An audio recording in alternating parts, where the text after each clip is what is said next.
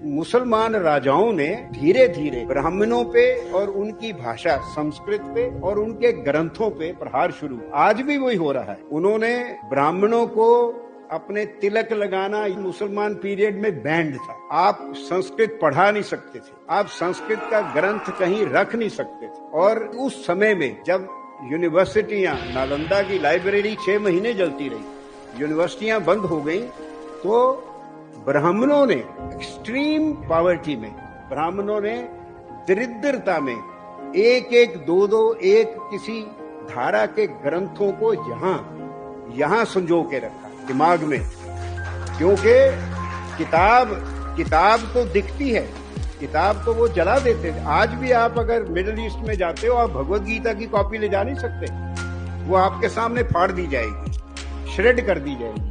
वो यहां होता था।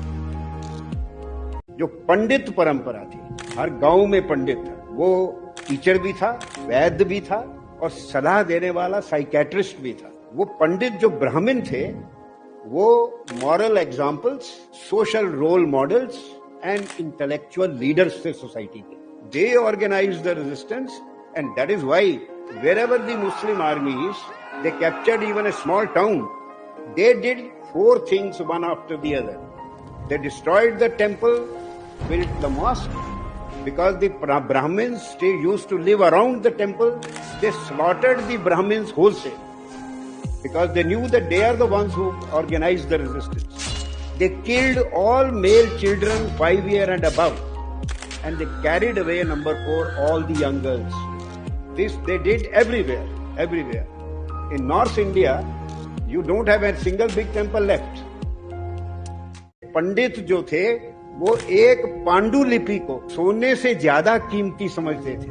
सोना दे देते थे, कोई छीनने आता था, पर पांडुलिपि नहीं दिखाते थे, पांडुलिपि नहीं देते थे।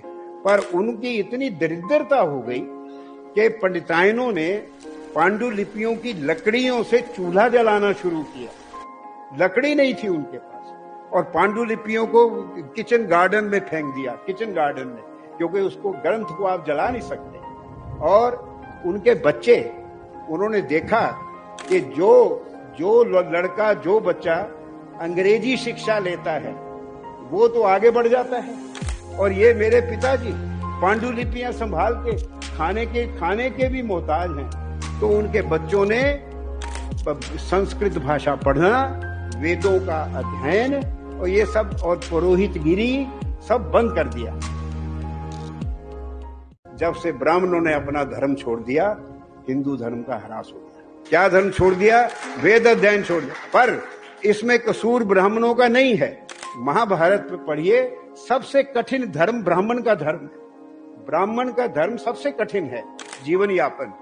वो कृषि नहीं कर सकता, बिजनेस नहीं कर सकता, वो कोई सेवा वाले पैसा लेके सेवा नहीं कर सकता। उसका काम था ज्ञान अर्जन, ज्ञान का वांचना और मंदिर की सेवा और कर्मकांड। 16 संस्कार होते हैं हमारे जीवन में, जन्म से लेके क्रियाकर्म तक, हर एक में ब्राह्मण की जरूरत होती है।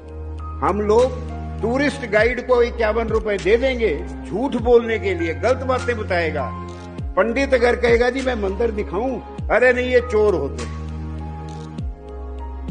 हिंदू कौम पैसे की पीर हो गई है और पैसे के लिए कुछ भी करने को तैयार है, और इसीलिए हमने अपना धर्म ही छोड़ दिया। गौ, ब्राह्मण, तिलक, जनेऊ की रक्षा कौन करता है?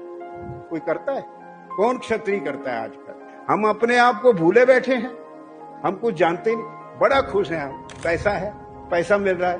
मैकॉले ने चिट्ठी लिखी अपने फादर को 36 में कि हमारे स्कूल बहुत अच्छा काम कर रहे हैं। जो भी हिंदू स्कूल में पढ़ता है, उसके लिए अपने धर्म का सम्मान रहता ही नहीं, वो अपने धर्म को भूल जाता है। ये धर्म परिवर्तन से